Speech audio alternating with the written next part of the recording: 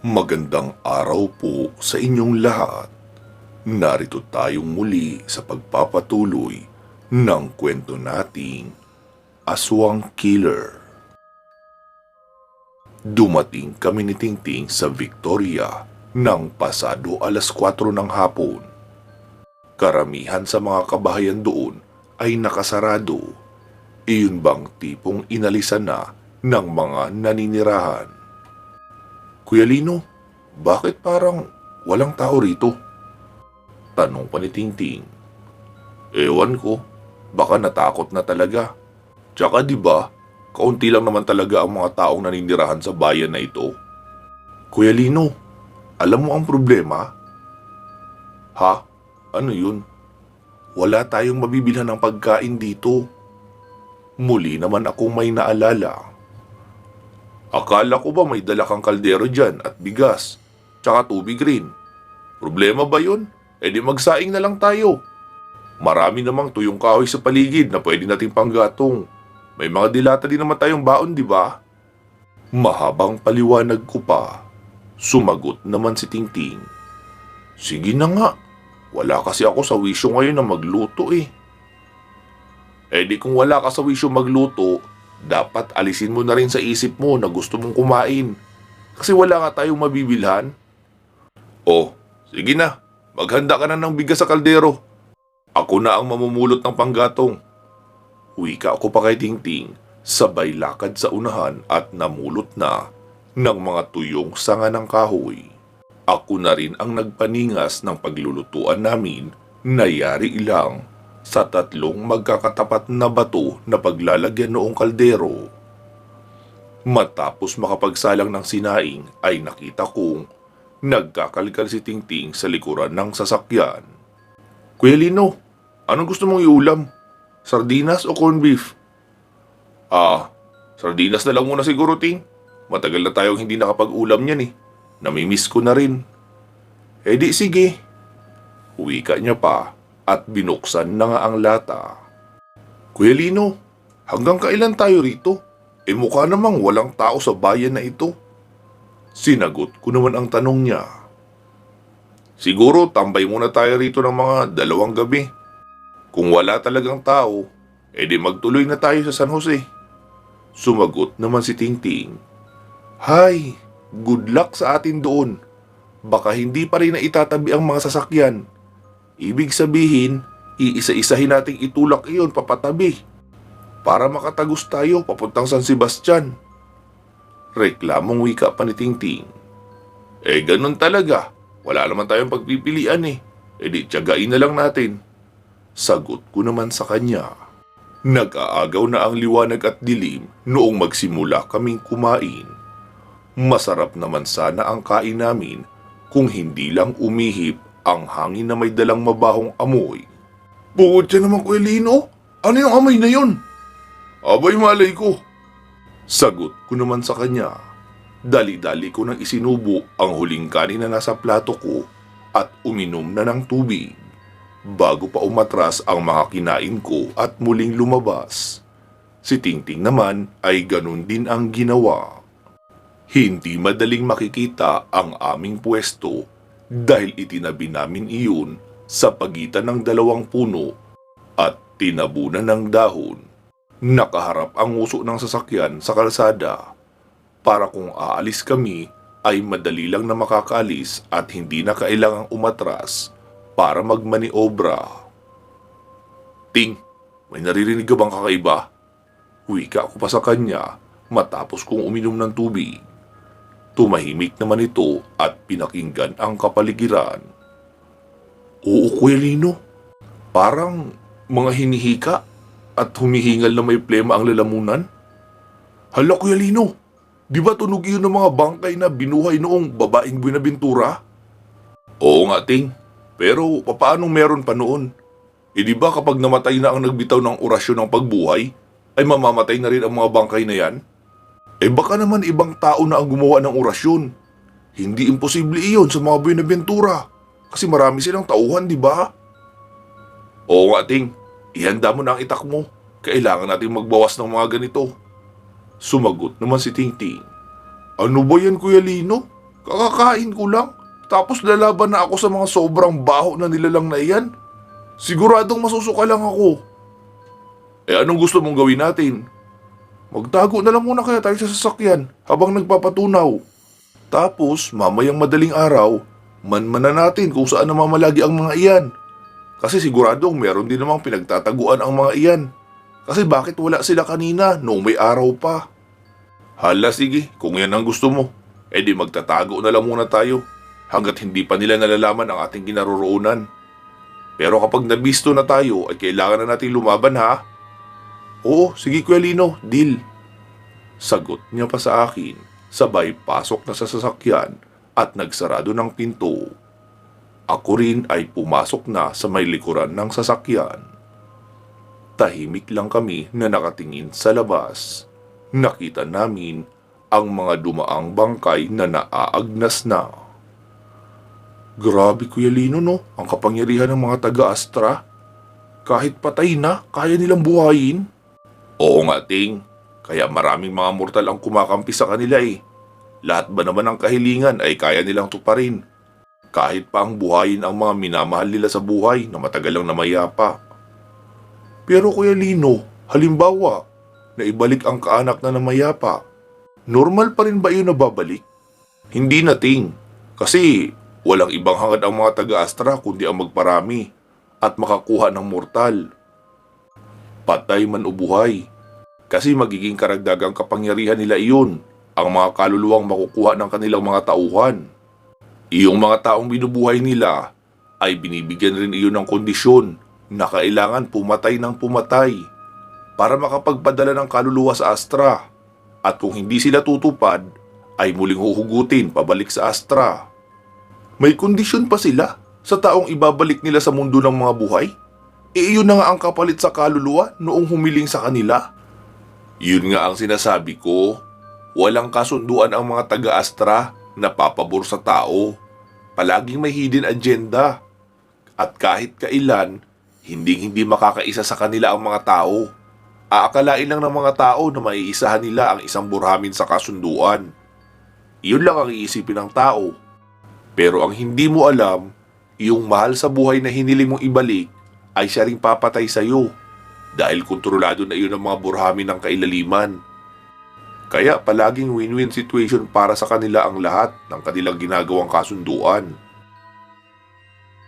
Habang nagkikwentuhan kami ni Tingting, ay may nakita kaming liwanag ng sulo sa may kasukalan na marahang naglalakad. Kuya Lino, may sulo oh. Hala, oo nga. Siguradong hindi patay ang mga iyan dahil walang patay na gagamit ng ilaw. Tara Kuya Lino, puntaan natin. Kailangan natin silang tulungan. Nariyan lang sa unahan nakatambay ang huling mga bangkay na dumaan oh. Outnumbered sila. Mauubos lang silang lahat. Wika pa ni Tingting.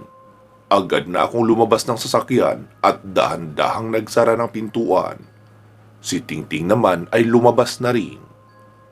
Dahan-dahan lang kami ni Tingting sa aming paglalakad para hindi kami makatawag ng atensyon ng mga nilalang sa paligid.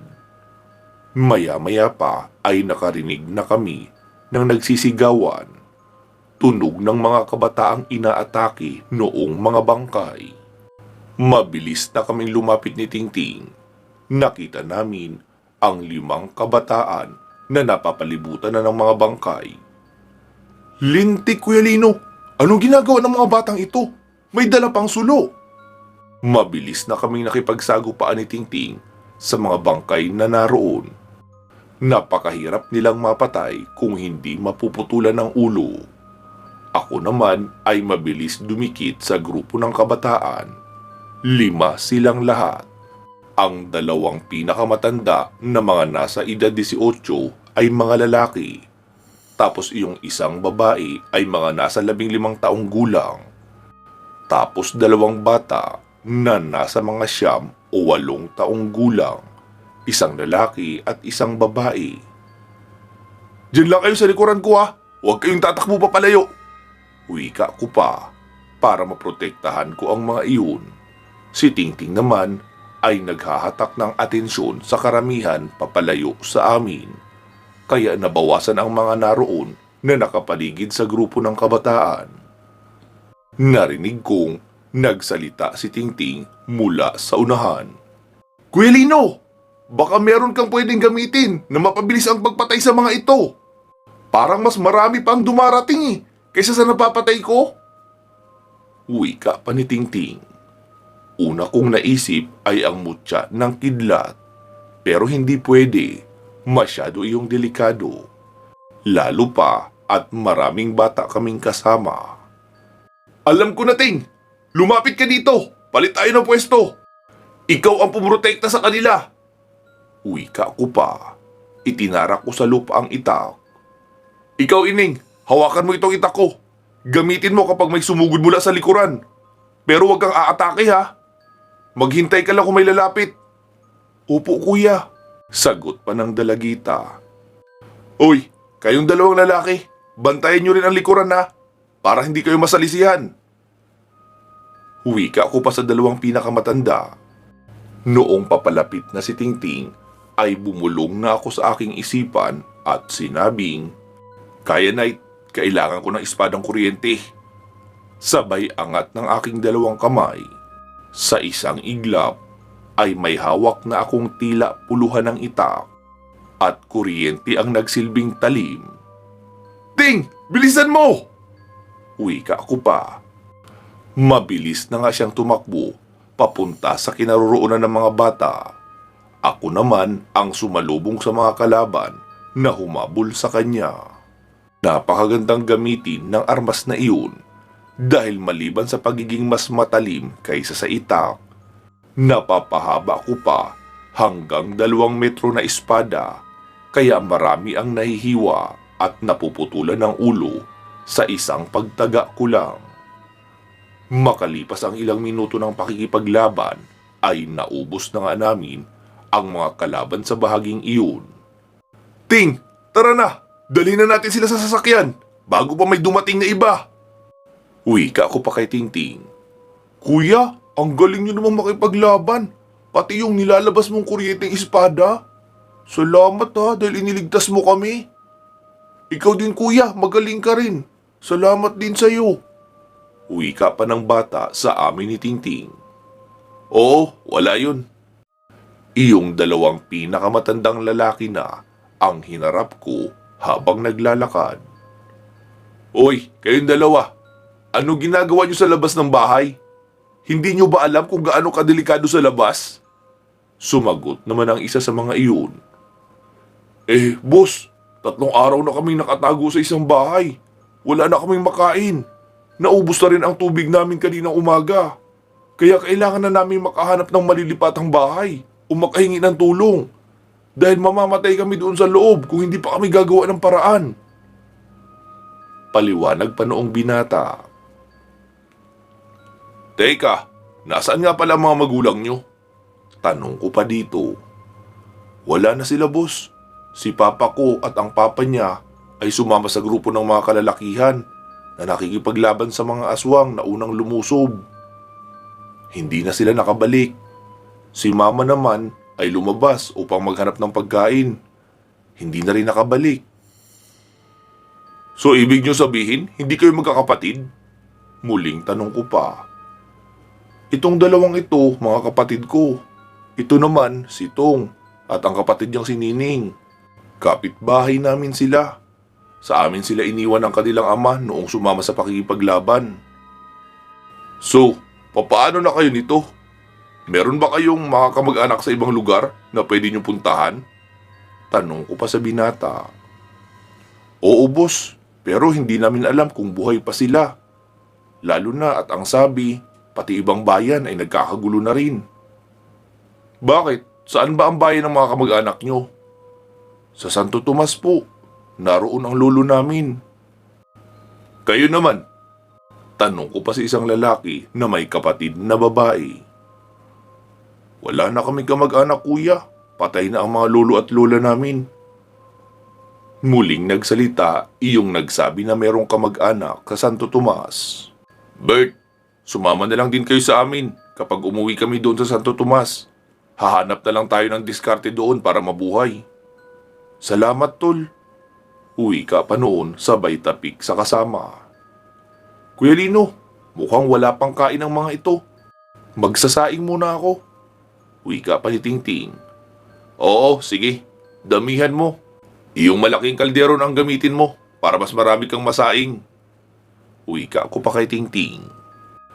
Pinagpahingan na nga lang muna namin ang mga iyon sa loob ng sasakyan. Nag-on na rin kami ng aircon para presko sa loob at makatulog sila ng maayos. Makalipas ang mahigit 1 oras ay tapos na si Tingting sa pagluluto ng kanin at noodles. Kuya Lino, anong ipapaulam natin sa kanila?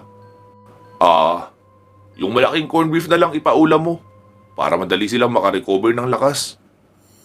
Ginising na nga namin ang 5 para makakain. Abot tenga naman ang ngiti nila noong makakita ng pagkain. Habang abala silang kumakain, ay naroon lang kami ni Tingting sa unahan nag-uusap. Ting, paanong gagawin natin ito ngayon? Madidili ang lakad natin kung babalik na naman tayo ng Santo Tomas.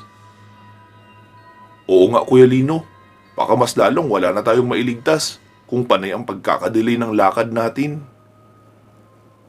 Ilang saglit pa kaming tumahimik at nag-isip ng paraan. Alam ko na Kuya Lino, di ba maraming sasakyan sa San Jose? Siguro naman marunong magmaneho ang isa sa mga yan.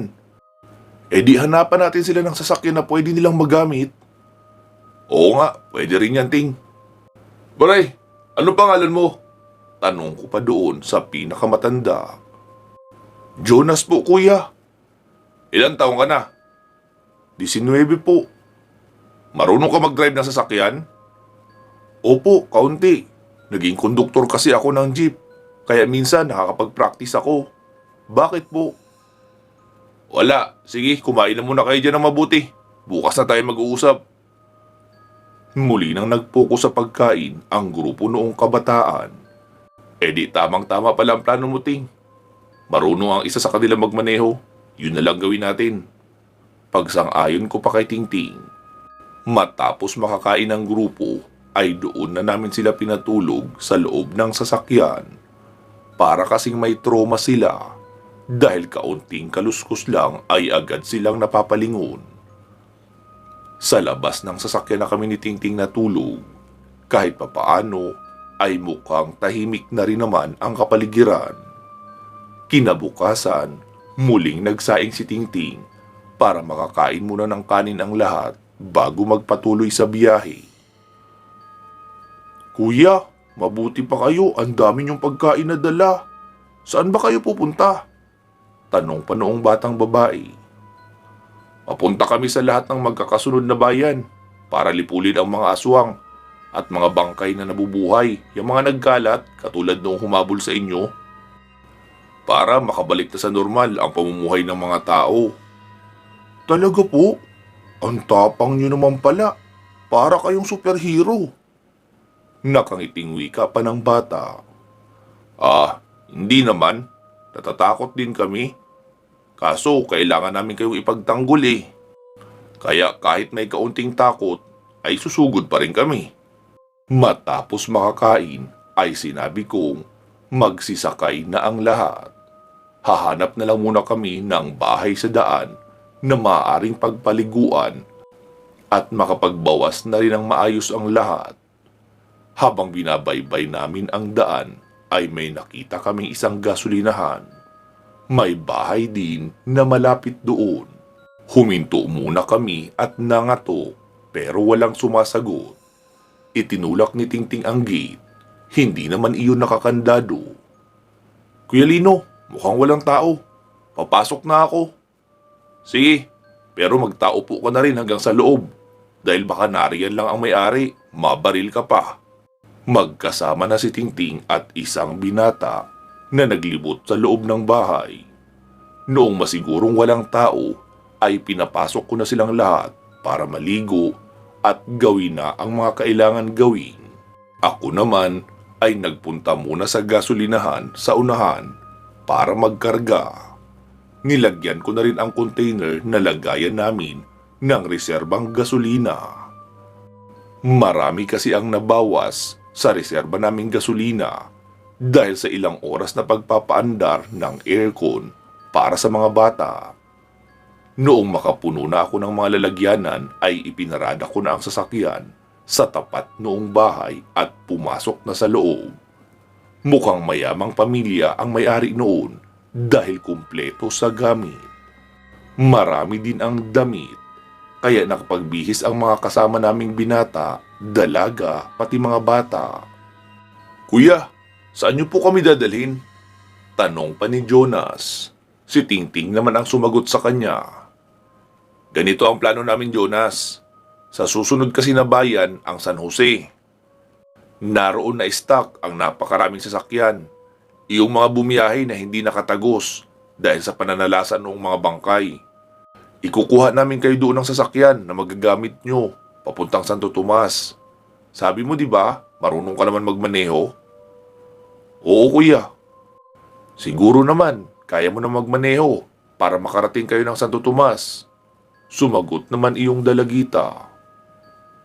"Pero kuya, ang sabi sa amin ni tatay, doon sa San Jose, ang pinakamaraming bangkay na nabubuhay. Kasi naroon ang malaking simenteryo." Sinagot ko naman ang dalaga. "Oo, alam namin yun dahil naroon kami noong unang araw na may naglabasan doon ng mga bangkay." "Ha? Talaga po? Mabuti nakatakas kayo." Wika pang muli ng dalaga. "Hindi kami tumakas.